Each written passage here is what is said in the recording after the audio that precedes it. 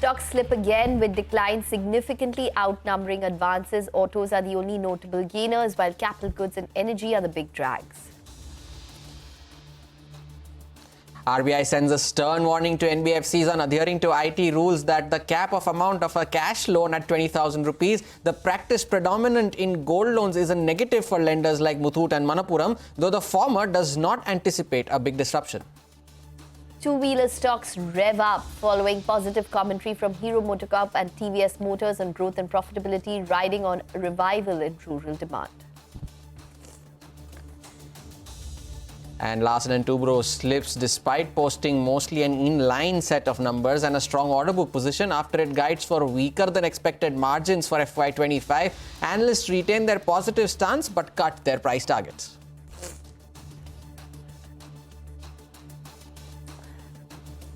Hello and welcome to Halftime Report. I'm Ekta Batra and with me is Hormuz. Well, it's turning out to be a session where we are seeing weakness in our markets. It's a mixed day, you'd have to say, because the mid caps are holding up, but we have the Nifty as well as the Bank Nifty and the sensex, which are lower at this point in time. What seems to stand out are two statistics. So we have the advance decline ratio, which is weak in today's trading session. So around 1,238 stocks advancing to around 2,451 stocks declining.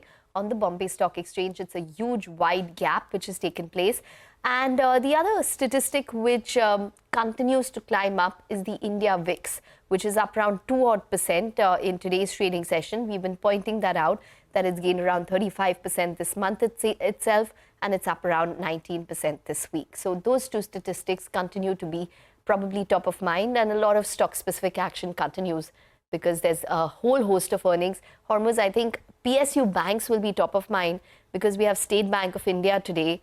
We have the likes of Bank of Baroda tomorrow, as well as the likes of Bank of India. We have PNB today as well. So it's going to be a whole host of PSU numbers to watch out for. You know, PSU banks have been in focus all through the week as well, right? Because of the news flow, the correction that they saw the last 2 days, barring that a little bit of a rebound yesterday.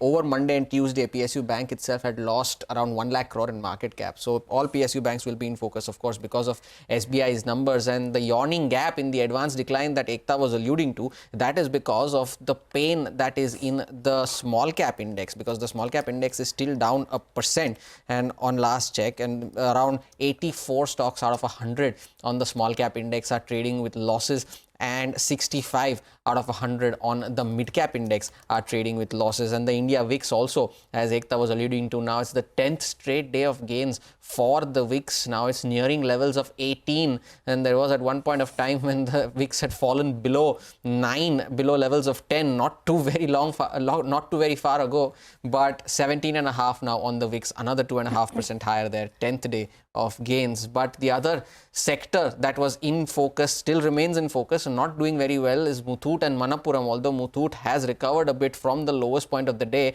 But these two stocks are in focus after receiving an RBI advisory which told them to strictly adhere to the Income Tax Act provisions on cash disbursements. Ritu is joining in with more on this. Ritu, over to you. Hi, Hormuz. That's right. RBI has issued this advisory to NBFCs, largely focused on the gold loan NBFCs, which have a presence in Kerala, to strictly adhere to the Income Tax Act provisions on the cash disbursement of loans, and plainly cautioning them that you cannot disburse loan amounts in excess of that 20,000 rupee cash limit according to IT rules. Now, the letter has not really come out of the blue, because if you recall, RBI recently took action against IIFL Finance for its gold loan business, where, among other reasons, the breach of the cash dispersal limits was cited as one of the major issues. And after that, we understand some of the large gold loan NBFCs reached out to the Reserve Bank of India seeking clarity on whether this 20,000 rupee limit had to be strictly followed. Now, keep in mind, RBI's scale-based regulation clearly refers to these rules, and the action on IIFL Finance was also intended as a message to the system. And despite this, we understand some players continue to flout the rule, and hence, in response to that, the Department of Supervision for RBI issued this letter to NBFCs like Manappuram Finance, Muthoot Finance and others. Now, Morgan Stanley is of the view that NBFCs with gold lending business will have to make operational changes, and there could be a transient financial impact on them, but it thinks that can be manageable. Muthoot and Manappuram Finance Finance, of course, in focus. It notes that for Manappuram, for example, 40% of disbursements are happening in cash. Muthoot, for instance, has 40% of its gold loans transacted online. So it says that there will be a near-term sentiment negative impact for both of these stocks. And that also notes that Muthoot has been investing in digital initiatives, so there should not be any major friction per se. We spoke, in fact, to Muthoot Finance's managing director earlier today, and he also said he does not foresee any major challenges. Take a look. This is actually not any selective instruction. It is a universal instruction applicable to all NBFCs, whether big, listed, unlisted, any NBFC, this is applicable. Because 80% of customers even pay their interest occasionally through the bank channel. So it is not we don't see it as a challenge. And next second part is, if they are not going here, where else are they going to go? Because all NBFCs, this is applicable. Those numbers are very minuscule, and we will have no difficulty there. So I don't have any numbers there. There is nothing significant. So anything above 2 lakhs is 100% online. Below that, many of the people take it online. So there is no number there, but there is very insignificant. That's what I want to say. But today, NBFCs are so many in the town. So unorganized are also there. Rural area people may have some issues. So I think some people may go to unorganized sector, but that is again for the regulator to see whether people should go to unorganized or to organized.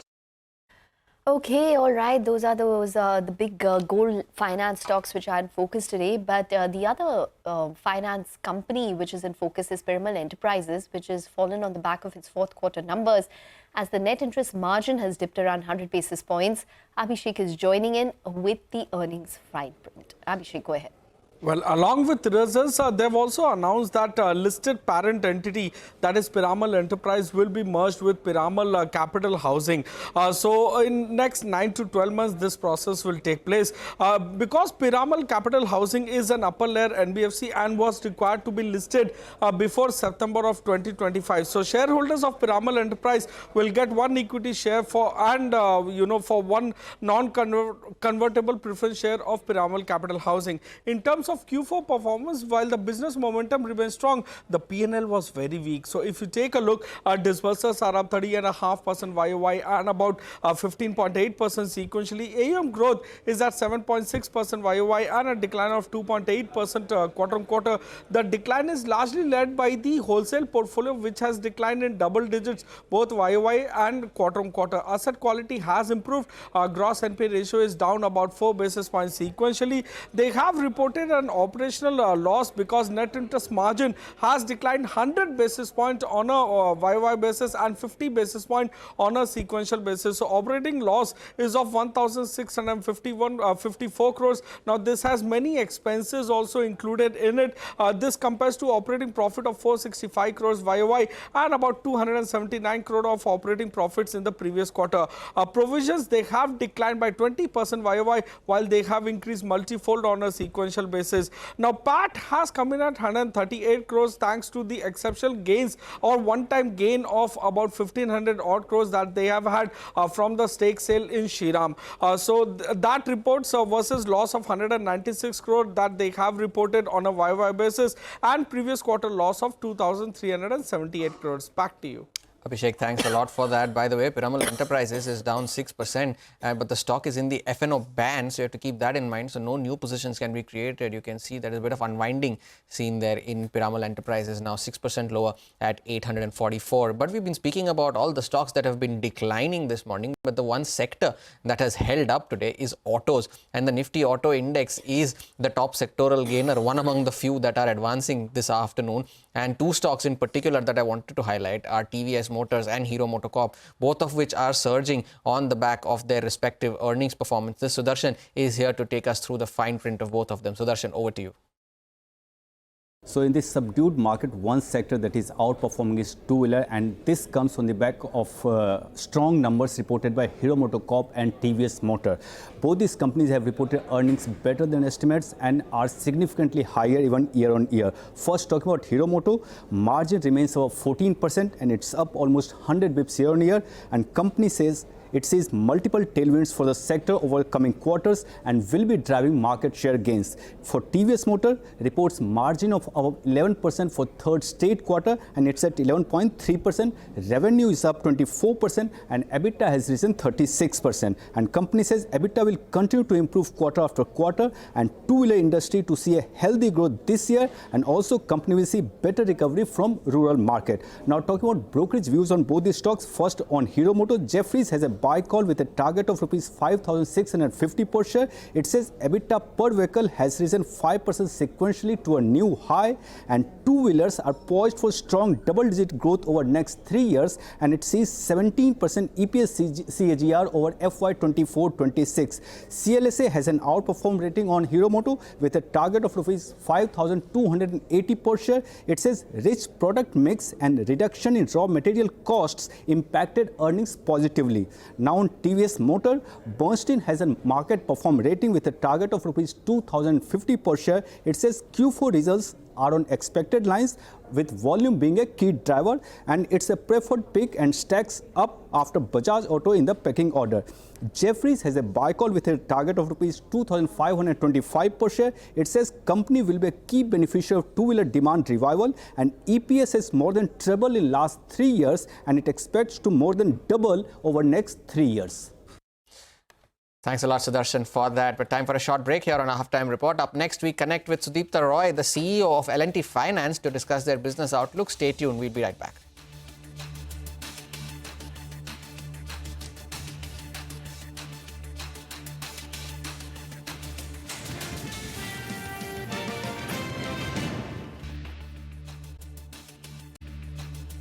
Welcome back. Well, in his first interview to CNBC-TV18 after taking over as MD and CEO of L&T Finance, Sudipta Roy tells CNBC-TV18 that they expect to do better than 25% growth in FY25. Our colleague Ritu Singh caught up with him to talk about their business momentum and growth outlook. Listen in to the conversation. So in terms of the original Lakshya pillars, right, which we had said retailization of greater than 80%, right, CAGR of greater than 25%. In terms of credit quality, we had said GS3 of 3%, NS3 of 1%. And in terms of ROA, we had said that retail ROA between 2.8 to 3%. So these were the original targets, and we had said that we'll achieve them by FY26. As we stand at the end of FY24, the start of FY25, we have more or less achieved, on the retail side, we have more or less achieved all those numbers. If you see retailization at the end of FY24, we were at about 94%.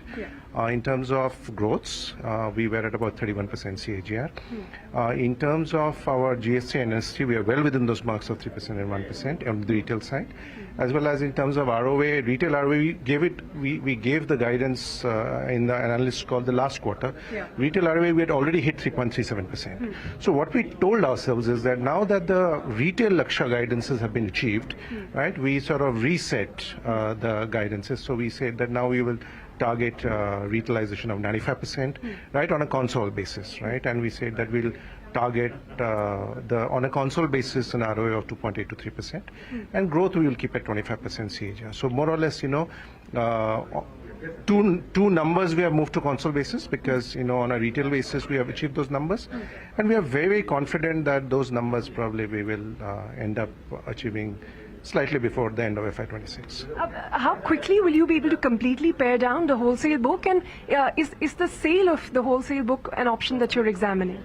So right now, if you see, we started our wholesale book, when we started the Lakshya journey, our wholesale book was about 38,000 crores, right? Right now, at the end of last quarter, you know, we got it down to 5,500 crores. And we told on the analyst call that at the end of 30th April, we are at 4,400 crores. So see, the book which is left on book is largely a standard asset book, and we are in no hurry to pare it down, right? So, you know, we will not go and take a haircut just because, you know, we want to get it off the balance sheet, right? As and when we get good valuation, right, we will consider divestment. But if we don't get good valuation, if there are no takers for them, we'll run them down at the normal course of sort of amortization. You know, since the focus very much squarely is on the retail side of the business, just give us a sense of what are the engines of growth you see, and, you know, with this home loan product that you've launched, give us a sense of how you expect this particular vertical to grow for L&T Finance. Yeah. So you see, if you look at our positioning, and we are very uniquely positioned as a sort of non-banking financial services company, because we are 50% urban, 50% rural. Very few NBFC companies have equal strengths in rural as well as in urban. If you see our sort of strengths in the rural area, we are one of the market leaders in microfinance and joint lending group loans, right? And then we are one of the market leaders in tractor finance. So these are like two of our large businesses. So we will grow those businesses, and those businesses have been doing quite well. The farm business, especially the tractor business, was sluggish last year, primarily because of bad rains. But because good rains have been projected this year, we expect that business to have a good uptick post maybe August, when we know. What kind of growth rates are you looking at for FY25?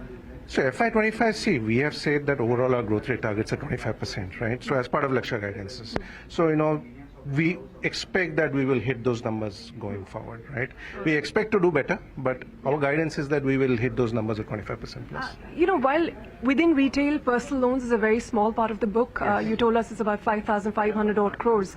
But still, given the concerns that the regulator has highlighted with respect to the growth of that business, you said you're going to take it slow, but just set out for us what your sort of targets for that particular segment is. If it's going to, come down from these levels, will you go very slow in growing it? No, see, we have slowed down personal loans growth in the last 2 quarters. If you see, our average run rate was 1,300 crores a quarter. We slowed it down from 1,300 crores odd to about 850 crores. And then, last quarter we have done about 950 crores odd. So, see, this is a consumption category, right? Yeah. This is a segment in which there is demand in the market. This segment gives reasonable ROAs. And I do believe that if you run a sensible credit risk program, there is money to be made at acceptable risk costs. Okay. So, given the fact that, we as a company have said as part of our second pillar is that we will build a very strong credit framework, right? We will continue to grow this business like all other lines of business, but we will continue to grow this business in a risk-calibrated fashion and at acceptable growth rates. We will not be growing this business at breakneck speeds, at acceptable growth rates. All right. A quick word on your cost of borrowing as well. Since the implementation of the higher risk weights for bank lending to NBFCs, even though your rating is not, it's fairly decent at this moment. How's the cost of borrowing panned out? And with the RBI rates where they are, how do you expect it to be? So in fact, if you see our cost of borrowing, it went up by 1 basis points between Q3 and Q4, right? From 7.81, it went to 7.82. So that has been one of our strengths last year, where our cost of borrowing has been very, very stable. But given that RW increase and given that, now we are all sort of resigned to the fate that, rates are longer, right? The current rate regime will be longer. We expect our sort of rates to go up by anywhere between 30 to 35 basis points over the next financial year from that current levels. Okay. So current levels we are at about 7.81, 7.82 odd. So more or less, you can expect a rate sort of to go up to anywhere between 8.1 to 8.15. And that is what we are looking at, right? Okay, even on the margins, you expect some pressure to continue? See, one of the things that you have to note is that we had a large wholesale book. As a wholesale book was average yield of about 10.5%, 11%. And our retail is at an average yield of 15.5%, 15%, right? Yeah. So as the wholesale book pairs off, right, you have retail book replacing it. So anyway, your margin sort of distribution within the book changes. Yeah. And the retail book is obviously at a very low level of 4,400 crores out right now. Our NIMs are at about 11.25%. Yeah. We expect a small margin in movement, right? But the fact is that I think we are we are at the top end of the NIM expansion cycle, right? But obviously we are working on many areas. For example, fees is an area in which we are trying to sort of improve. For example, we have recently got a corporate insurance agency license, corporate license. Previously, we could do insurance attachment only at the point of sale, right? As a credit sheet attachment. Now we can actually sell more sophisticated insurance product through the cycle. So we're looking at expanding our fee lines as well. So overall, NIMs and fees, every organization tries to take the NIMs and fees higher, right? So we will, that objective will continue. And what we're doing is that we obviously see maybe a 30-35 basis points increase in our cost of funds over the next 12 months, right? We will try to at least neutralize that. The management of L&T Finance there in a conversation with Ritu Singh. Time for a short break on Halftime Report. Up next, Aditya Agarwala of Invest for Edu will join in with some trading strategies on the other side. Stay tuned, we'll be right back.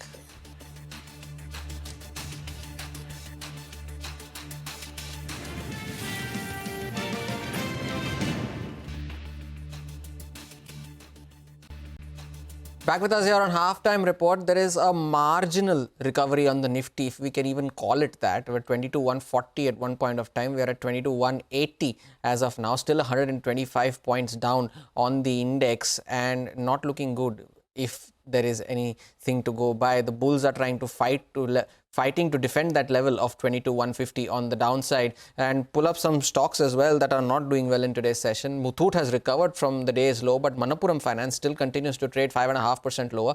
Also trading lower is stocks like Aarti Industries. That is also down another 4%. There you can see the recovery in Muthoot Finance, but Manappuram remains at the lowest point of the day, 6% lower there at 169. And Aarti Industries also among the losers today within the small cap space, 4.5% lower there at 674. Good time to get in a technical view on the market. Aditya Agarwala, Head of Research and Investments at Invest for Edu, is joining in now. Aditya, good afternoon. Thanks a lot for joining in. As early as last week, we were talking of 23,000 on the Nifty. Now we are fighting to hold 22,000. How do you frame a strategy in a market like this? What's your call on the index?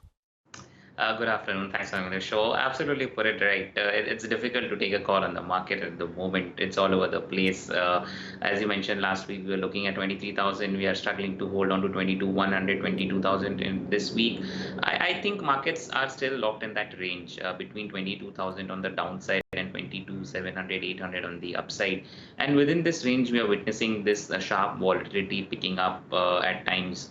And I believe this is going to continue till the time the election results are out, and we will see these kinds of sharp volatile moves in the markets, and then especially in the broader markets you can see even sharper moves because of the fact that both these indices have outperformed significantly in the past couple of years. So I believe there could be some kind of profit taking in the broader markets.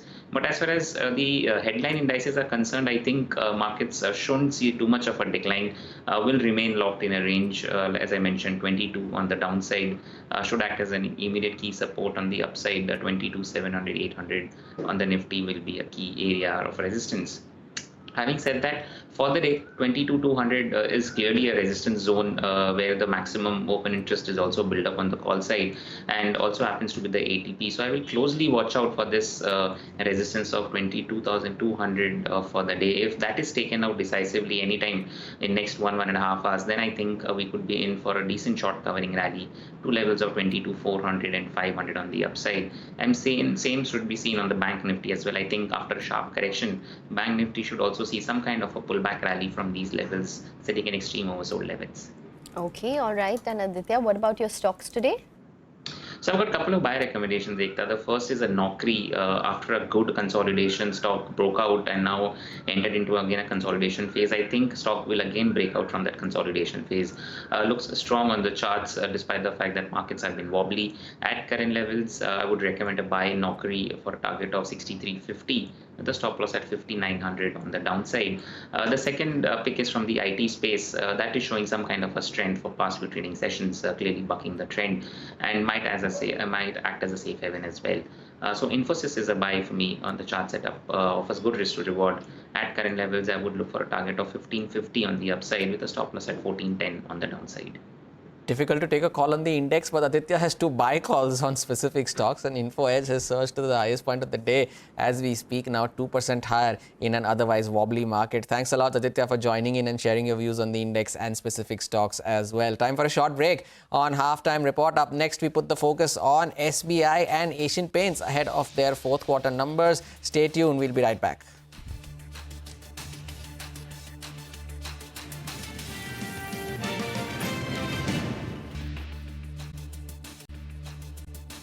Welcome back. Well, India's largest bank is going to be reporting numbers today, State Bank of India. It is going to be releasing its Q4 numbers. Abhishek is here to tell us what to expect. Well, it's expected to have a weak NII growth both YOY and quarter-on-quarter for SBI. Key things to watch is deposit growth to be lower than industry growth rate. Motilal Oswal expects a deposit growth of 10.8% YOY. Advances growth to remain healthy. Again, Motilal Oswal estimates a 14% YOY growth and about 3 to 4% sequential growth. Net interest margin can come under pressure now. Morgan Stanley estimates a decline in net interest margin by 16 basis points YOY. Kotak Securities estimates 10 basis point decline in net interest margin. OPEX can remain on the higher side given the given the fact that they have to do a wage revision provisioning over there. Slippage is expected to remain stable. Again, Morgan Stanley estimates slippage of 5,000 crore versus 5,046 crore in the previous quarter. Recovery and upgrades to be on the lower side as per Kotak Securities. Asset quality expected to remain stable or improve on a sequential basis. Management commentary with respect to growth, unsecured loans, net interest margin and RBI ruling impact will be seen closely. Our polls suggest NI growth of 1.2% YOY and about 2.7% sequentially. We are working with a profit decline of 21.5% YOY but up about 42.8% sequentially. Back to you. All eyes on SBI, and it's a key component of the Nifty Bank as well. That has been the more wobbly one compared to the Nifty, and the Nifty Bank index has almost corrected now 2,000 points from the record high of 49,974 that it had made just very recently. We're talking of 50,000. Now the index is below 48,000. So we'll keep an eye out on SBI. But the other stock to watch out for is Asian Paints, and that is the other one that's going to report its numbers today. Mangalam is here with the details. Mangalam, over to you. Well, Asian Paints has been under pressure for a while. The stock now down about 20%, a little more than 20% from its 52-week high as well. Valuations too have cooled off to closer to 48 times FY25 earnings. What is it that the street is working with this time around? Post-festive season, there was a bit of a demand lull. So in this quarter, that will play out. And secondly, Kansai and Nerolac reported double-digit volume growth. So chances are, as the leader, Asian Paints may report double-digit volume growth in their decorative part of the business as well. What is the street working with? 3% jump in their overall revenues, 9,050 crores on the top line. We're looking at a 19% jump in the EBITDA. That would imply a margin improvement of almost 300 basis points, nearly 21.5%. And the net profit grows by about 9% to 1,370 crores. Why is it that the revenue grows 3% and the volumes are expected to be double-digit? That's because the company has taken a few price cuts because raw material prices have come down, and at the same time they are looking to increase their market share and presence ahead of competition coming by as well. So we're looking at price mix decline of around 3 to 5% and 300 to 350 basis points cross margin improvement, which will perhaps be reinvested into branding and all the other activities as well. Management commentary, as always, will be extremely crucial, this time more so because we have all the details out from Grasim's paint business as well. Mangalam, thanks a lot. Asian Paints and SBI, the two important Nifty constituents, reporting numbers anytime now. Time for a short break here on Halftime Report. But before we do that, we have an announcement to share with you all. Our upcoming live personal finance webinar, CNBC-TV18 Accelerate, will feature none other than top market expert Nilesh Shah, the Managing Director of Kotak Mahindra AMC, who will answer all your questions on managing your finances and also conducting a special masterclass on what not to do with your finances and the mistakes to avoid. CNBC-TV18 Accelerate Personal Finance Handbook with Sonia Shinoy will also feature 3 well-known experts, and we'll dive into everything you need to know to master your finances and learn how to grow your wealth. Don't miss this chance. Join us on the 11th of May at 9 a.m. We have limited seats, so scan the QR code on your screens to register.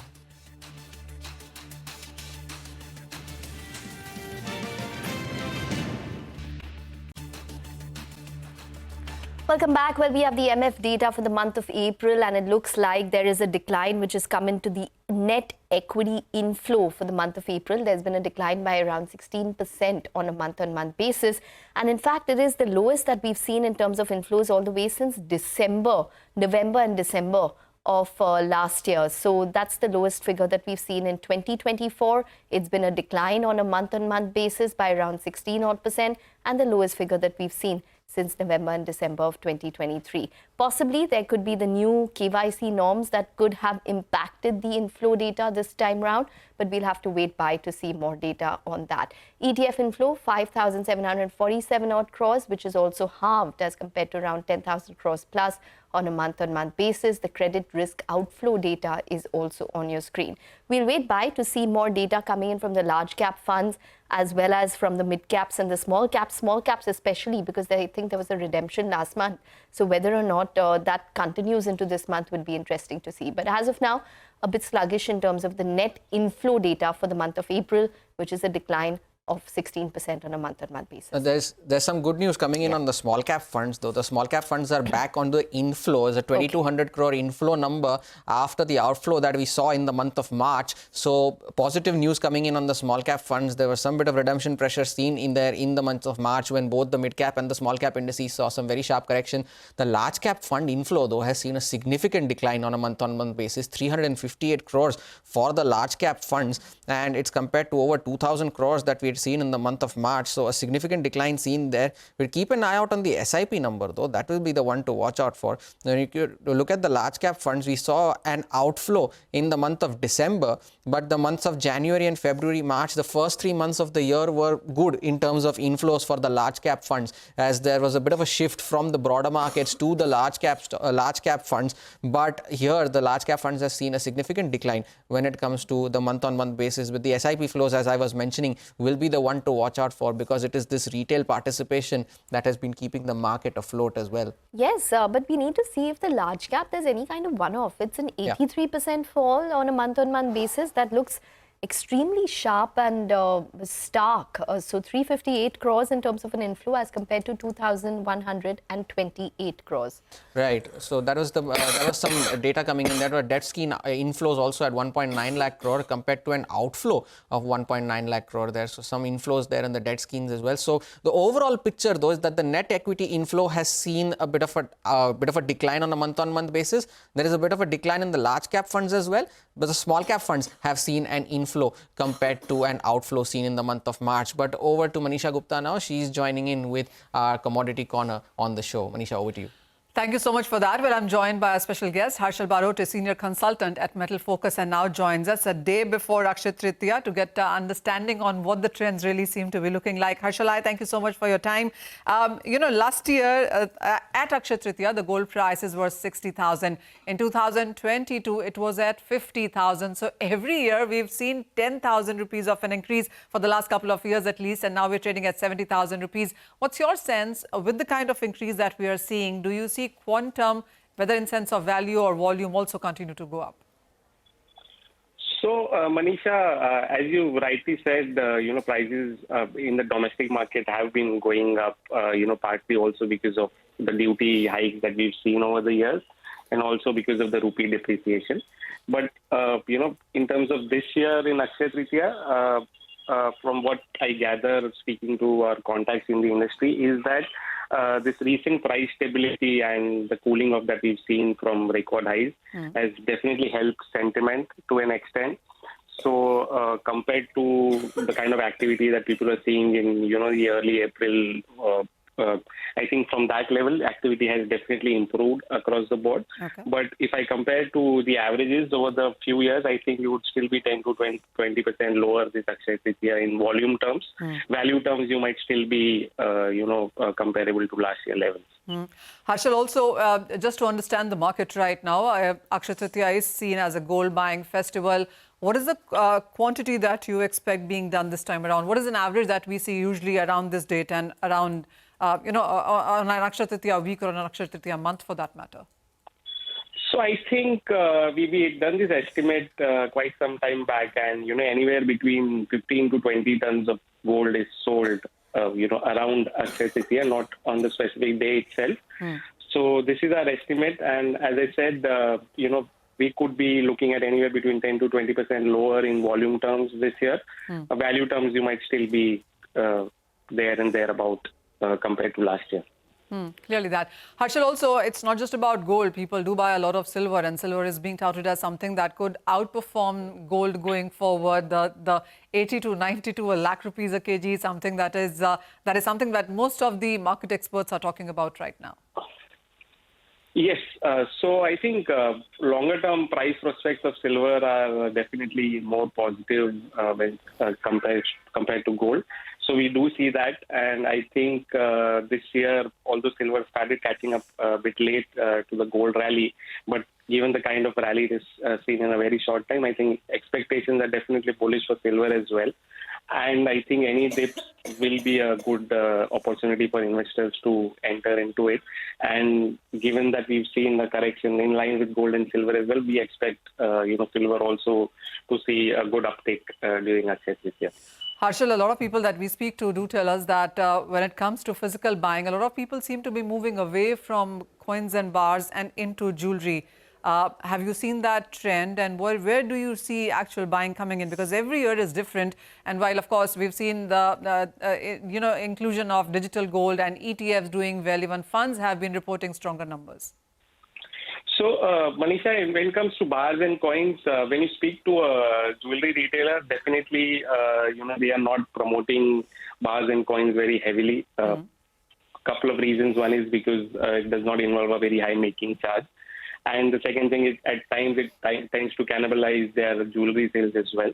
So I think from a trade perspective, that is the reason when you speak to retailers, bar and coin sales are not doing very well. But, these products are now more sold directly by refiners. You have a lot of online apps for a lot of refineries who are directly selling these coins as well. And then people who are looking at digital mediums, you have seen uptake in even ETF inflows over the last 6 months or so in India.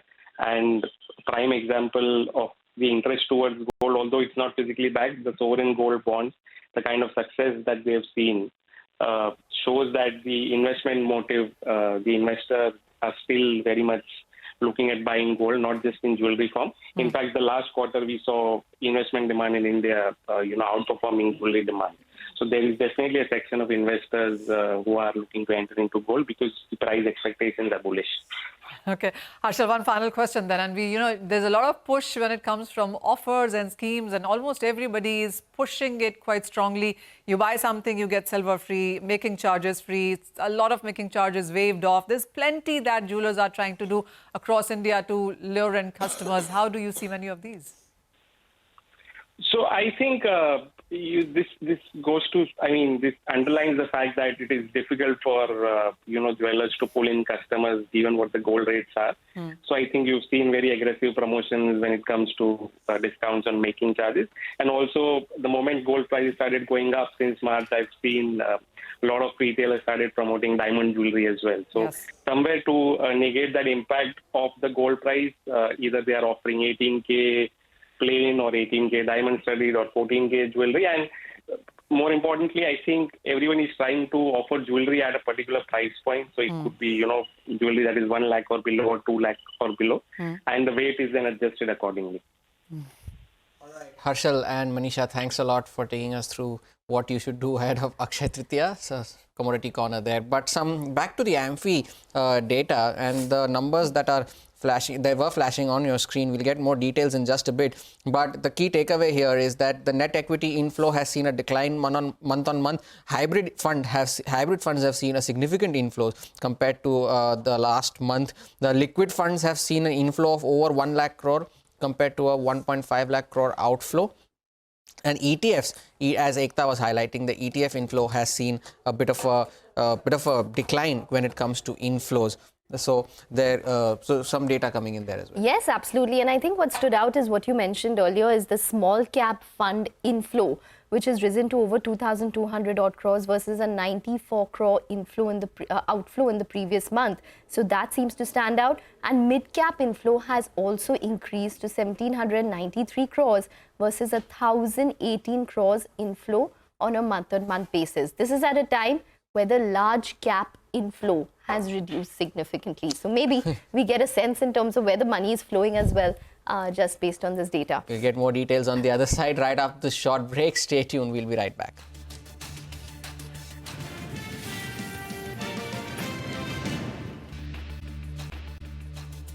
Back with us here on Halftime Report, and the market seems to have taken a turn for the worse as we speak, as the show has gone by. Now 22,100 is also gone on the Nifty, swiftly hurtling towards further down on the lowest point of the day towards 2250 now on the index, over 1% down, now 250 points lower on the Nifty, fighting to hold the 22,000 mark. Remember, the index has not closed below 22,000 since the 21st of March. So it'll be a 2-month low in case that does happen today. But pull up the contributors as well. L&T is pulling the index lower now. 50 points on the downside is L&T. Top Nifty loser as well, 5.5% lower after that earnings commentary. And the index heavyweights pulling the index lower. Reliance, HDFC Bank, ITC, all of them contributing to the downside. What is contributing to the upside is autos, as you can see there, Tata Motors, M&M and Infosys.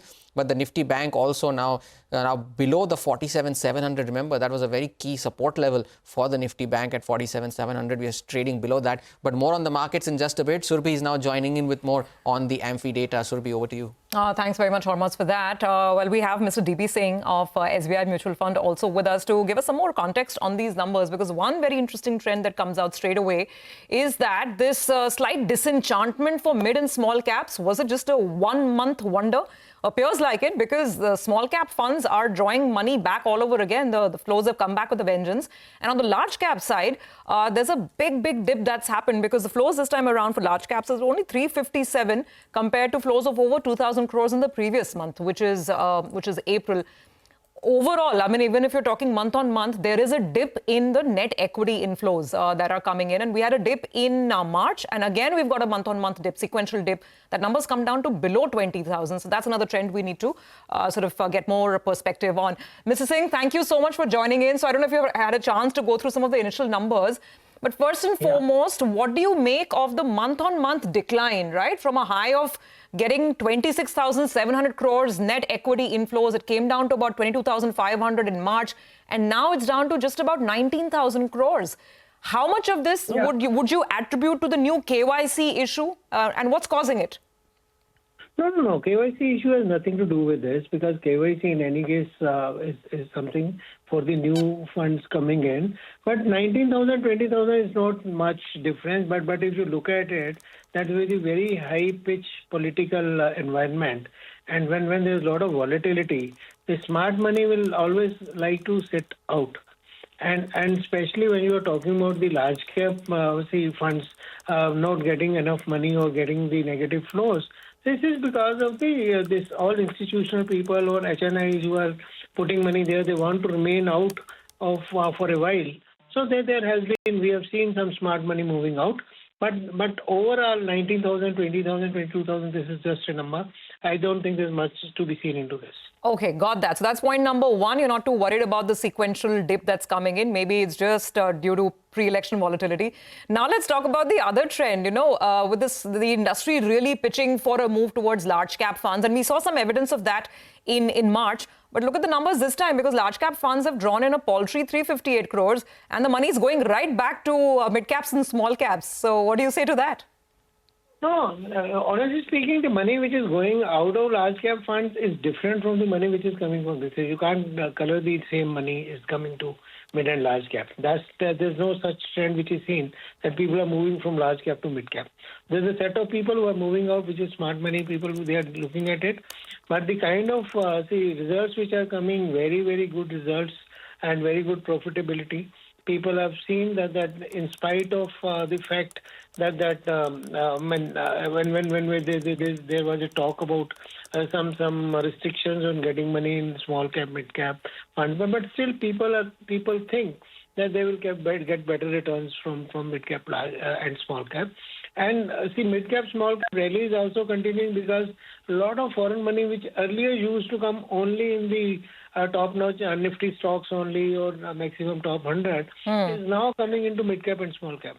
So that is also, giving push to the value, returns on the mid-cap, small-cap. And this is a general tendency, the layman, a common investor, in spite of, the very high-pitch education being done on large-cap, people still follow the returns, the returns on the portfolio. That's something I think we have to fight with this finance for a long time. Sure. And I think you and us put together will put more and more efforts on the investor education. But that being the case. Nothing. I'm not worried at all. This is all the numbers are on expected lines. So just finally, quick point on hybrid schemes, where the industry has been really pitching that as well. For instance, multi-asset funds or balanced advantage funds. They're still drawing money. I can see the multi-asset category this time around has drawn in about 3,300 crores. So very steady on multi-asset. Balanced advantage is doing okay. But there's a huge inflow in arbitrage funds suddenly, 13,900 crores, which is not what we were seeing in the last couple of months. So just your thoughts on that, if there's any immediate reason. And then, people, see, this is to be seen together with the people who are there in the funds. This has to be seen the same way. As you were saying, the people are withdrawing money from large and mid cap, large cap funds and putting in mid and small cap funds. I will say the other way around, that some of the people are booking profits are parking the money in arbitrage funds because of the tax efficiency being given by this category of funds. So more and more people are coming into it. I think this is absolutely, even I have to advise somebody who wants to put in money for 3 to 6 months, and with the kind of carry which is coming in these funds, I will suggest arbitrage fund only. Okay, so finally, your take on the whole KYC issue, to what extent is it getting solved? Because, I mean, all kinds of guesstimates were doing the rounds that, accounts, over 1 crore of accounts were on hold. So how big is this an issue for the industry in terms of continuing existing SIPs or getting new investors? I'll give you one data point, that this 97% of the applications which are being put in are being accepted and processed. There's no such thing. And this 1 crore number is coming from the very old, the legacy accounts, where people are not reachable, where people are not, their addresses are not available, very small amounts. Of course, with the valuations going up, the amount has become bigger. But this is very, mostly very old scheme. But otherwise, more or less, everything is in order. Nothing much to be worried about. 1 crore definitely looks very big number, but this is mostly the legacy accounts. Okay. All right. We will leave it on that note. Thank you very much for joining in. So business as usual, according to Mr. Singh of SBI Mutual Fund. Not much to worry about. The minor sort of month-on-month dips that we're seeing here and there. You can take some heart when the largest fund house says that there's nothing to worry about. But the market does not look good at all. They are in a bit of a worry. Nifty hurtling towards 22,000 now on the downside. And we leave you on that note on halftime report. Business Lunch takes the action forward with the Nifty at the day's low.